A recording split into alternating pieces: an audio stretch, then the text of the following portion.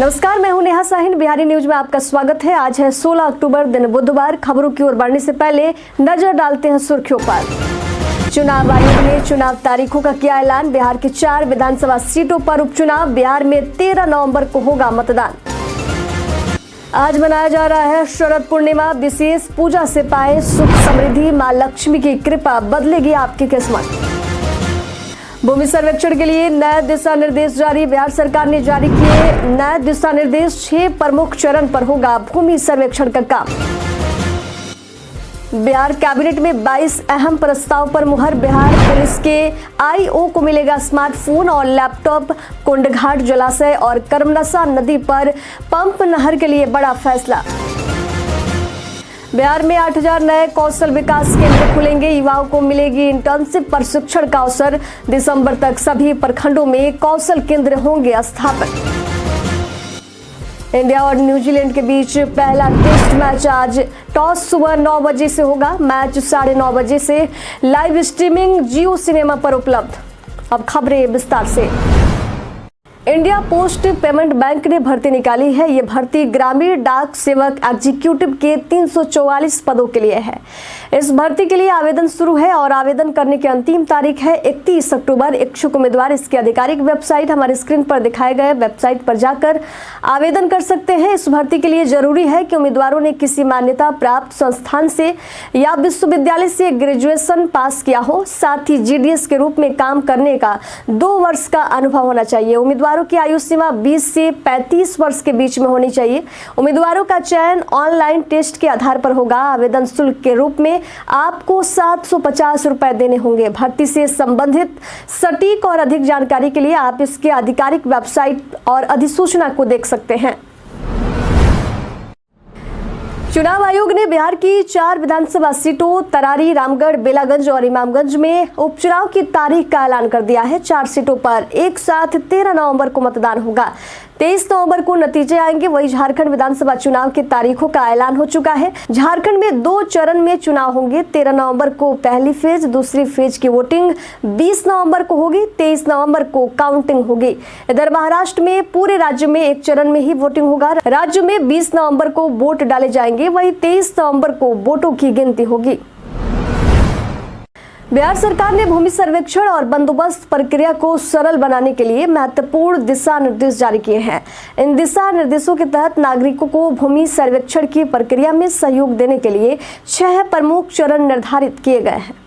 विस्तार पूर्व काम। इसके तहत रैयत फॉर्म 2 के माध्यम से अपनी भूमि का ब्यौरा देते हैं। अमीन भूमि के खतियान का सारांश तैयार करते हैं। वही खानापोरी, जिसमें मानचित्र के खेसरों के अनुसार उनके स्वामित्व का निर्धारण एवं सत्यापन होगा। सुनवाई, जिसमें किस्तवार और खानापुरी के दौरान तैयार मानचित्र और अधिकार अभिलेख के प्रारूप से संबंधित रैयतों की आपत्ति या दाव की सुनवाई और निष्पादन होगा। इसके अलावा अंतिम अधिकार अभिलेख का प्रकाशन अंतिम अधिकार अभिलेख के बाद की सुनवाई है। ये दिशा निर्देश नागरिकों को भूमि संबंधित मामलों में अधिक स्पष्टता और सहयोग प्रदान करेंगे। बिहार कैबिनेट बैठक में 22 महत्वपूर्ण प्रस्ताव पर मुहर लगाई गई है, जिसमें कैबिनेट ने बिहार पुलिस के अनुसंधानकर्ताओं को लैपटॉप और स्मार्टफोन देने के लिए 190.63 करोड़ रुपए की स्वीकृति दी है। इसके अलावा पैक्स चुनाव के लिए 18 करोड़ और बिहार तकनीकी सेवा आयोग के लिए 6 करोड़ रुपए की राशि भी स्वीकृत की गई है। कैमूर और रोहतास के 21,644 घरों को बिजली आपूर्ति के लिए 117.80 करोड़ की स्वीकृति दी। कुंडघाट जलाशय योजना के लिए 270.31 करोड़ और कर्मनसा नदी पर पंप नहर के लिए 89.95 करोड़ की राशि मंजूर हुई। बिहार खनिज संशोधन नियमावली 2024 को मंजूरी मिली, जिसमें अवैध खनन पर जुर्माना बढ़ाकर 10 लाख रुपए किया गया है। ई नीलामी के बाद खनन पट्टी का संचालन 15 दिनों में शुरू होगा और सभी वाहन के लिए ट्रांजिट पास अनिवार्य होगा। बिहार में सरकार ने 40 से अधिक विभागों में 4 लाख से ज्यादा रिक्त पदों को भरने के लिए नोडल अफसर नियुक्त करने का निर्णय लिया है। विधानसभा चुनाव से पहले यह कदम नई नौकरियों की संभावनाओं की तलाश में उठाया गया है। सामान्य प्रशासन विभाग ने सभी महकमों को नोडल पदाधिकारी नियुक्त करने का आदेश दिया है, जिनकी जिम्मेदारी होगी कि वे रिक्तियों को खंगाले। फरवरी 2024 में विभागों से संभावित रिक्तियों की जानकारी मांगी गई थी और 1 अप्रैल 2024 तक की स्थिति का ब्यौरा प्राप्त हुआ। अब ये जिम्मेदारी नोडल अफसरों को सौंपी गई है। बिहार में सभी सरकारी लोक सेवकों को हर वित्तीय वर्ष के अंत तक अपनी संपत्ति का ब्यौरा देना अनिवार्य है। निगरानी विभाग ने ऐसे अधिकारियों और कर्मियों के खिलाफ सख्त कार्रवाई का निर्णय लिया है जो इस नियम का पालन नहीं कर रहे हैं। विभागीय समीक्षा बैठक में निर्देश दिए गए हैं कि सभी कर्मी अपनी संपत्ति का ब्यौरा निर्धारित मानकों के अनुसार समय पर जमा करें। 2021 में पूर्व मुख्य सचिव त्रिपुरारी शरण द्वारा जारी दिशा निर्देशों के अनुसार कर्मियों को अपनी संपत्ति की जानकारी पहली नियुक्ति से लेकर हर साल 31 दिसंबर के बाद फरवरी के अंत तक देनी होगी। ब्यौरा नहीं देने पर विभागीय कार्रवाई की जा सकती है। आज शरद पूर्णिमा मनाया जा रहा है। पंचांग के अनुसार अश्विन माह की पूर्णिमा तिथि की शुरुआत 16 अक्टूबर को रात्रि 8:40 से शुरू होगी। वही इस तिथि का समापन अगले दिन यानी कि 17 अक्टूबर को शाम 4:55 पर होगा। पौराणिक मान्यताओं के अनुसार इस दिन मां लक्ष्मी का जन्म हुआ था, इसलिए सुख, सौभाग्य, आयु, आरोग्य और धन संपदा की प्राप्ति के लिए इस पूर्णिमा पर मां लक्ष्मी की विशेष पूजा की जाती है। इस रात को मां लक्ष्मी स्वर्ग लोक से पृथ्वी लोक पर प्रकट होती हैं। इस रात जो मां लक्ष्मी को जो भी व्यक्ति पूजा करता हुआ दिखाई देता है, मां उस पर कृपा बरसाती है। बिहार के मुख्यमंत्री नीतीश कुमार की अध्यक्षता में हुई कैबिनेट की बैठक में 22 महत्वपूर्ण प्रस्तावों को मंजूरी दी गई है। इनमें अवैध खनन और बालू परिवहन से संबंधित नियमों में कड़े दंड का प्रावधान शामिल है। बालू घाटों पर साइन बोर्ड, सीमांकन और प्रकाश व्यवस्था का पालन नहीं करने पर भारी जुर्माना लगाया जाएगा, जो 50,000 से लेकर 10 लाख तक हो सकता है। बालू का परिवहन विशिष्ट रंग के और ढके हुए वाहनों से ही किया जाएगा। गीले या बिना ढके बालू का परिवहन करने पर भी जुर्माना होगा। इसके अलावा ट्रांजिट पास लेना अनिवार्य होगा और निजी जमीन पर मिट्टी खनन के लिए रॉयल्टी नहीं ली जाएगी। जल संसाधन विभाग ने नदियों में गाद समस्या के समाधान के लिए भी नियम बनाए हैं। ये उपाय अवैध खनन और परिवहन पर नियंत्रण के लिए लिए गए हैं। बिहार पर्यटन में आज हम बात करेंगे साइक्लोपियन दीवार के बारे में। ये दीवार राजगीर में है जो 40 किलोमीटर लंबी है। बिहार के प्राचीन शहरों में से एक राजगीर में इसका निर्माण हुआ था ताकि आक्रमणकारियों और दुश्मनों से बचाया जा सके। इस पत्थर की दीवार का निर्माण प्रारंभिक मगध शासकों द्वारा कच्चे पत्थरों से करवाया गया था। समय के साथ इस दीवार का अधिकांश भाग गायब हो गया, लेकिन आप आज भी इसकी संरचना को देख सकते हैं। अगर आप राजगीर जाते हैं तो इस ऐतिहासिक दीवार को देखने जा सकते हैं। सीतामढ़ी जिले के बेरोजगार युवाओं के लिए एक शानदार अवसर है। बिहार कौशल विकास मिशन के संकल्प योजना के तहत एक महत्वपूर्ण नियोजन सह मार्गदर्शन मेला का आयोजन 18 और 19 अक्टूबर को RDS कॉलेज मुजफ्फरपुर में किया जाएगा। ये मेला सुबह 10 बजे से शाम 4 बजे तक चलेगा, जिसमें राज्य के सभी जिलों के तकनीकी और गैर तकनीकी क्षेत्रों में योग्य भाग ले सकते हैं। जिला नियोजन अधिकारी प्रणव प्रतीक ने जानकारी दी कि मेले में भाग लेने के लिए आवेदकों को NCS पोर्टल पर निबंधन कराना अनिवार्य है। आवेदकों को सभी प्रमाण पत्रों की छाया प्रति लेकर आना होगा। इस मेले में 8वीं कक्षा से लेकर ग्रेजुएशन पास और ITI डिप्लोमा धारक बेरोजगारों को रोजगार के अवसर प्रदान किए जाएंगे। दीपावली और छठ पर्व को देखते हुए भारतीय रेलवे विशेष ट्रेनें चलाने जा रहा है। पटना और दिल्ली के बीच वंदे भारत स्पेशल एक्सप्रेस और तेजस सुपरफास्ट फेस्टिवल स्पेशल ट्रेन का संचालन किया जाएगा। वंदे भारत स्पेशल 30 अक्टूबर से शुरू होकर 6 नवंबर तक चलेगी, जबकि तेजस 29 अक्टूबर से 5 नवंबर तक संचालित होगी। किराया पिछले साल से 700 रुपये अधिक है। इसके अलावा नई दिल्ली से बरौनी और जयनगर के लिए भी विशेष ट्रेनें चलाई जाएंगी। बरौनी के लिए फेस्टिवल स्पेशल और जयनगर के लिए ट्रेनें चलाई जाएंगी। इन ट्रेनों का संचालन 26 अक्टूबर से शुरू होकर नवंबर के पहले हफ्ते तक चलेगा। यात्रियों की भीड़ को देखते हुए रेलवे ने स्पेशल ट्रेन चलाने का फैसला किया है। बिहार सरकार ने कौशल विकास को एक नई दिशा देने के लिए एक महत्वपूर्ण कदम उठाया है। राज्य में कुल 8,000 कौशल विकास केंद्र खोले जाएंगे, जिससे युवाओं को न केवल प्रशिक्षण मिलेगा बल्कि उन्हें इंटर्नशिप का भी अवसर प्राप्त होगा। श्रम संसाधन विभाग ने इस प्रस्ताव को मंत्रिमंडल में पेश करने की तैयारी कर ली है। मौजूदा 2,654 प्रखंडों में से जहां कौशल विकास केंद्र नहीं है, वहां दिसंबर तक केंद्र खोले जाएंगे। इससे 20 लाख युवाओं को बाजार आधारित मांग के अनुसार प्रशिक्षित किया जाएगा। ये पहल युवाओं को आत्मनिर्भर बनाने के लिए महत्वपूर्ण साबित होगी। बिहार सरकार ने सभी जिला अस्पतालों में आईसीयू और एचडीयू की सुविधा को इस वित्तीय वर्ष के अंत तक शुरू करने का लक्ष्य रखा है। बिहार राज्य स्वास्थ्य समिति ने जरूरत को देखते हुए आईसीयू की बेड संख्या बढ़ाने और नए आईसीयू स्थापित करने की दिशा में काम करना शुरू कर दिया है। विशेषज्ञ डॉक्टरों की कमी को देखते हुए पटना के इंदिरा गांधी आयुर्विज्ञान संस्थान में मौजूदा डॉक्टरों को आईसीयू की जरूरतों के अनुसार प्रशिक्षित करने का कार्यक्रम चल रहा है। इसके साथ ही स्वास्थ्य समिति जिलों में बिना इस्तेमाल के पड़े उपकरणों की सूची भी बना रही है, ताकि उन्हें नए अस्पताल भवनों में लगाया जा सके। अगर आपकी ट्रेन छूट जाए तो क्या करना चाहिए? बता दें कि भारतीय रेलवे के नियमों के अनुसार जनरल कोच का टिकट रखने वाले यात्री बिना परेशानी की दूसरी जनरल कैटेगरी की ट्रेन में यात्रा कर सकते हैं। हालांकि वे दूसरी कैटेगरी की ट्रेनों में यात्रा नहीं कर सकते। ऐसा करने पर उन्हें जुर्माना भरना पड़ सकता है। और यदि किसी यात्री के पास रिजर्वेशन टिकट है और उसकी ट्रेन छूट जाती है तो वे उस टिकट से दूसरी ट्रेन में यात्रा नहीं कर सकता। पकड़े जाने पर जुर्माना या कानूनी कार्रवाई भी हो सकती है। बिहार सरकार ने शिक्षकों के ट्रांसफर पोस्टिंग के लिए नई नीति जारी की है, जिससे बिहार राज्य माध्यमिक शिक्षक संघ ने आलोचना की है।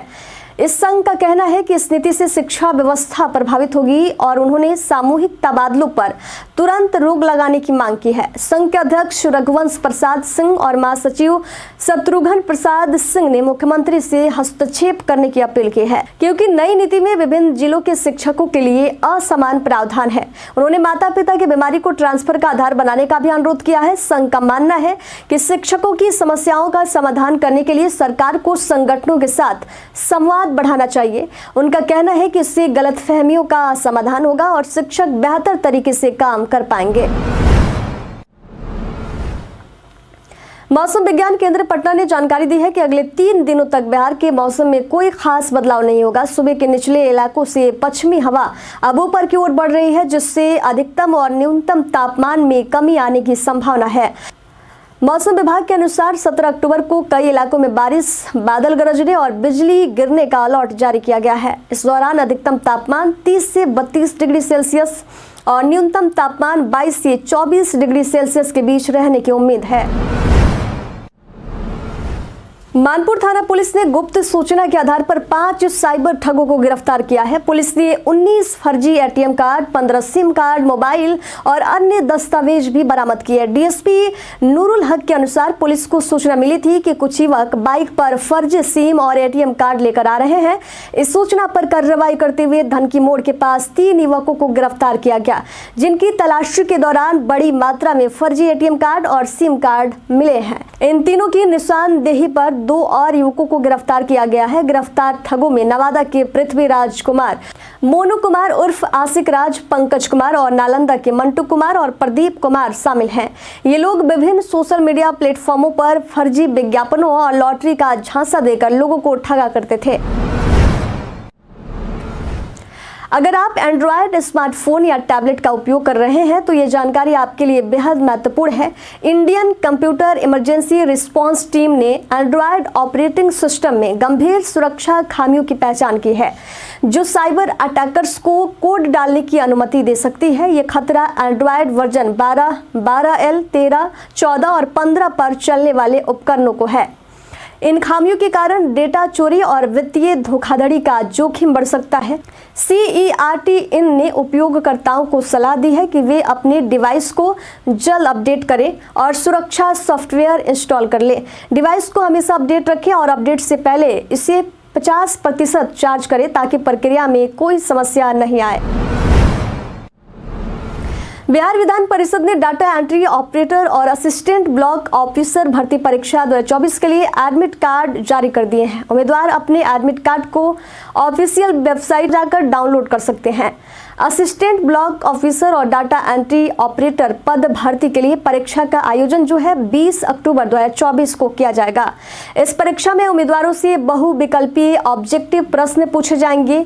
ये परीक्षा कुल 100 प्रश्नों पर आधारित होगी और इसे हल करने के लिए उम्मीदवारों को 2 घंटे का समय मिलेगा। अदा शर्मा उसी अपार्टमेंट में शिफ्ट हो गई है जहां सुशांत सिंह राजपूत जून 2020 में मृत पाए गए थे। उनके इस कदम को लेकर कुछ लोगों ने उन पर विवादित आरोप लगाए हैं, जिसमें कहा गया है कि वे सुशांत का नाम प्रमोशन के लिए इस्तेमाल कर रही हैं।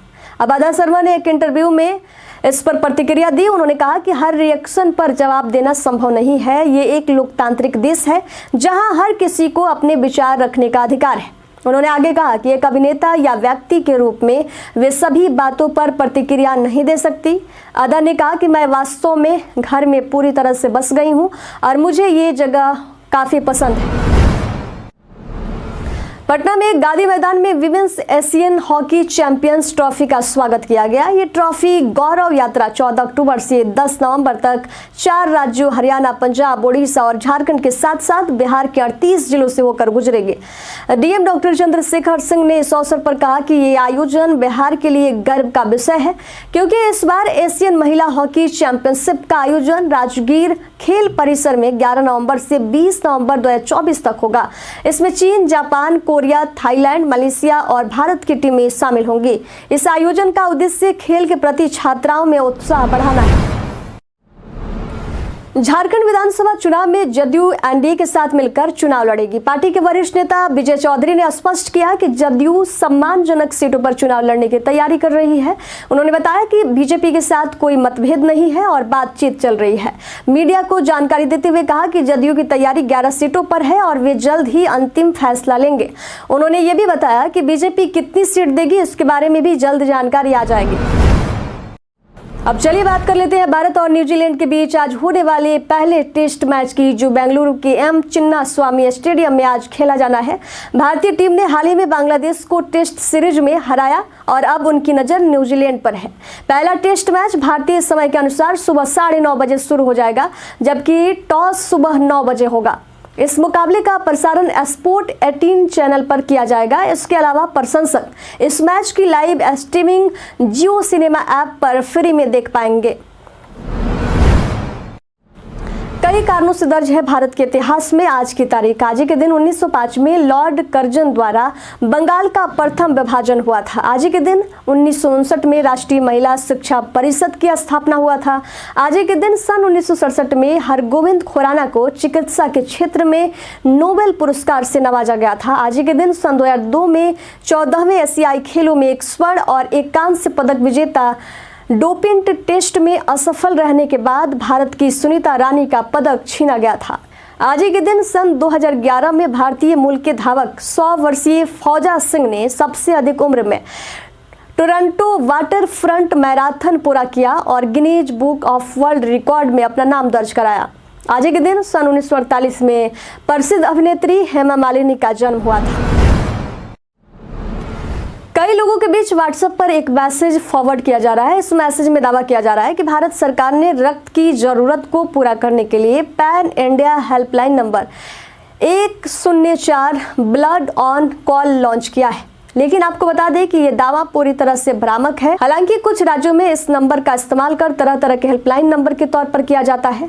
पीआईबी फैक्ट चेक ने भी इस खबर को शेयर करते हुए इसकी पुष्टि की है। हम प्रतिदिन आपसे 5 ऐसे जरूरी सवाल और उसके जवाब बताएंगे जो कि बीपीएससी, बिहार पुलिस दारोगा समेत एसएससी जैसी अन्य प्रतियोगी परीक्षाओं में काम आएंगे। सवाल इतिहास, बिहार स्पेशल, विज्ञान, करेंट अफेयर्स और भूगोल से रहेंगे। पूछे गए 5 सवाल में आपने कितना सही उत्तर दिया ये हमें कमेंट करके जरूर बताइएगा। हमारा पहला T20 इंटरनेशनल क्रिकेट का दूसरा सबसे बड़ा टीम स्कोर किस टीम ने बनाया? ऑप्शन ए है भारत, ऑप्शन बी है पाकिस्तान, ऑप्शन सी है इंग्लैंड, ऑप्शन डी है ऑस्ट्रेलिया। इसका सही उत्तर होगा भारत। ISSF जूनियर विश्व कप 2025 की मेजबानी कौन सा देश करेगा? ऑप्शन ए है मलेशिया, ऑप्शन बी है भारत, ऑप्शन सी है साउथ कोरिया और ऑप्शन डी है चीन। इसका सही आंसर होगा भारत। हाल ही में गवर्नमेंट ई मार्केट प्लेस का अतिरिक्त सीईओ किसे नियुक्त किया गया? ऑप्शन ए है अरुण पुरी, ऑप्शन बी है रमेश सिन्हा, ऑप्शन सी है रविशंकर प्रसाद, ऑप्शन डी है एल सत्या श्रीनिवास। इसका सही आंसर होगा एल सत्या श्रीनिवास। बिहार में प्रथम बालिका विश्वविद्यालय की स्थापना कब हुई थी? ऑप्शन ए है 1888, ऑप्शन बी है 1891, ऑप्शन सी है 1909 और ऑप्शन डी है 1903। इसका सही आंसर होगा 1891। शाहजहां के काल में बिहार का सूबेदार कौन था? ऑप्शन ए है मुनीम खां, ऑप्शन बी है दारा, ऑप्शन सी है मुराद और ऑप्शन डी है शाइस्ता खां। इसका सही आंसर होगा शाइस्ता खां।